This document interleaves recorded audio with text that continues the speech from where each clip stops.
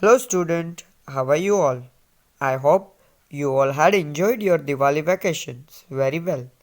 Student, vacation was the time to get refresh and now you all are recharged. Student, आशा करता हूँ आप सभी ने अपने दिवाली वैकेशन को खूब एंजॉय किया होगा और आप एकदम रिफ्रेश हो चुके होंगे। जैसे होता है ना, आपका मोबाइल का बैटरी लंबे समय तक यूज़ करने के बाद डाउन हो जाता है, वैसे ही आप लोग फर्स्ट सेमेस्टर पूरा पढ़ के थक गए थे, तो ये दिवाली वैकेशन ने आपको फिर से रिचार्ज कर दिया होगा। So student, today onwards we are going to start our second semester syllabus. Student, in first semester we had learned the chapters from 1 to 5 and now we are going to see chapters 6 to 10 in second semester. Student, आप सभी लोगों ने first semester में 1 से लेके 5 तक chapters पढ़े थे और सेकेंड सेमेस्टर में हम 6 से 10 चैप्टर तक पढ़ने वाले हैं। तो आज से ही हम हमारा सेकेंड सेमेस्टर जो है वो स्टार्ट करने वाले हैं। In this video we are going to see chapter 6 part 1, that is poem, and the name of poem is train. तो आज इस वीडियो में हम लोग जो है वो चैप्टर 6 के पार्ट 1 जो कि एक पोएम है वो पढ़ेंगे और पोएम का नाम है train.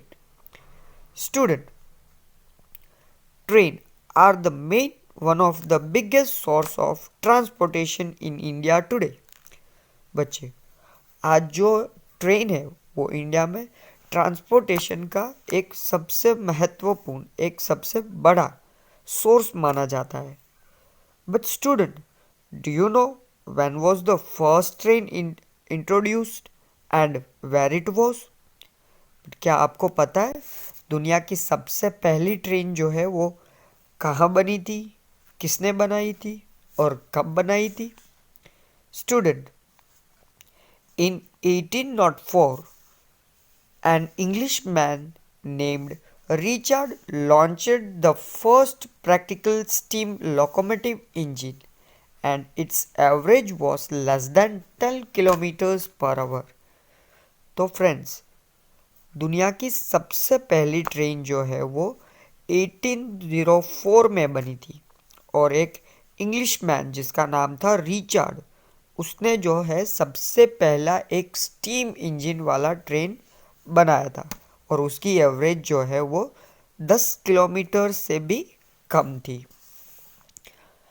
And on 16th April 1853 the first passenger train was started from Bombay to Thane in India. और जो इंडिया में है वो 16th April 1853 को फर्स्ट पैसेंजर ट्रेन जो है वो बॉम्बे से लेके थाने तक का फर्स्ट ट्रेन स्टार्ट किया गया था and it distance was 34 kilometre. और वो जो ट्रेन थी पैसेंजर ट्रेन वो 30 किलोमीटर्स में चलती थी। But today almost all the cities are connected with railways. आप सबको पता है बच्चों, आजकल जो है वो तकरीबन हर शहर, हर गांव जो है वो आज इंडियन रेलवे से कनेक्टेड हो चुका है।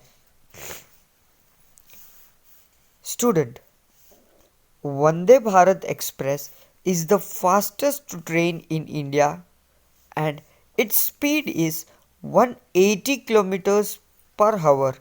It runs between Delhi to Agra.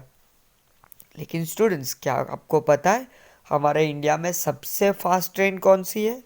Yes, Vande Bharat express जो है वो इंडिया की सबसे फास्ट ट्रेन है और उसकी स्पीड जो है वो है 180 किलोमीटर्स पर आवर और वो दिल्ली से आगरा के बीच में चलती है। Student, trains are not only used for passengers but it is also used to carry the goods from one place to another. बच्चे, ट्रेन जो है वो सिर्फ पैसेंजर्स को ले जाने के लिए नहीं यूज़ होता है, लेकिन वो पैसेंजर्स के अलावा सामान को भी एक जगह से दूसरी जगह पर पहुंचाने के लिए भी यूज होता है। India is also connected by the railways with other countries like Nepal, Pakistan, Bangladesh, Bhutan, Myanmar, China, etc. तो जो हमारा इंडियन रेलवे है वो हमारे इंडिया में तो है ही, लेकिन इंडिया के अलावा भी हम दूसरी कंट्रीज के साथ ट्रेन से कनेक्टेड है। वो कंट्रीज जैसे कि Nepal, Pakistan, Bangladesh, Bhutan, Myanmar, China, etcetera.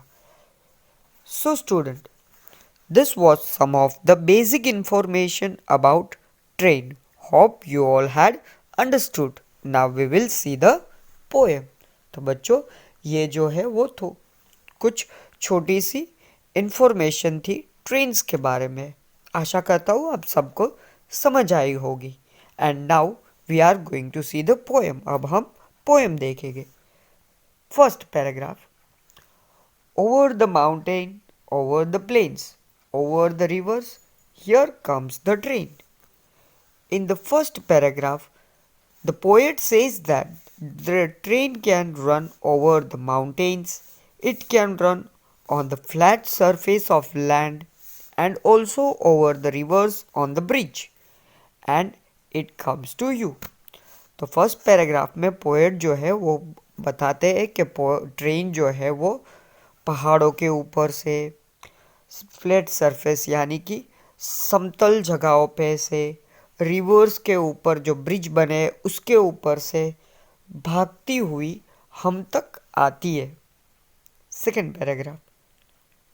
Carrying passengers, carrying mails, bringing the precious loads in without fail. In second paragraph, the poet says that the train will come. When it will come, it will bring the passengers, it will bring mails. Mail means the messages sent by the other persons or by the post departments, and also the precious loads which the other persons had sent to you or for others, and without any fail or with full safety. In second paragraph, दूसरे paragraph में जो poet है वो बता रहे हैं कि जब ट्रेन आएगी तो उसके साथ बहुत सारे पैसेंजर्स लाएगी और बहुत सारे संदेशे लाएगी जो डाक विभाग ने भेजे या फिर किसी दूसरे पर्सन्स ने भेजे, दूसरे आदमियों ने भेजे हैं, और वो अपने साथ प्रीशियस सामान, कीमती सामान लाती है, और वो बिना किसी दिक्कत के, रुकावट के या फिर बिना किसी नुकसान के वो आपका सामान जो है वो सही सलामत आप तक पहुंचाती है। Third paragraph. Thousands of fried cats all rushing on through day and darkness, through dusk and dawn. In third paragraph, the poet says that thousands of freight cars means the train which carries the goods, not passengers. Those trains are running throughout the days and night, from dusk and down. Dusk means darkness and dawn means the first light of the day before the sun rises. So, in short, the trains are running from morning to evening, from day and night. Throughout the hour the trains are running. तो third paragraph में जो poet है वो बता रहे हैं कि passenger train तो है ही, लेकिन उसके अलावा थाउजेंड्स ऑफ मालगाड़ी, हज़ारों मालगाड़ी मीन्स सामान ले जाने वाले ट्रेन्स जिसमें पैसेंजर्स नहीं होते, वो सिर्फ सामान एक जगह से दूसरी जगह तक पहुंचाती है। वो सारी ट्रेन्स इतनी रश है कि वो दिन रात चलती रहती है, सुबह से लेकर शाम तक, और दिन को और रात को। Throughout the day it is running. Last paragraph. Over the mountain, over the plains, over the rivers, here comes the train. In the last paragraph, the poet says again that the trains comes over the mountain, over the rivers and through the flat lands and reaches to you. Last paragraph में फिर से poet बताते हैं कि चाहे पहाड़ हो या फिर प्लेन जगह हो, समतल लैंड हो या फिर रिवर हो, वो सबको क्रॉस करती हुई, उन सब को चीरती हुई आप तक पहुंचती है. So student, this was the poem, and in the next video we will see the next part of the chapter. Thank you.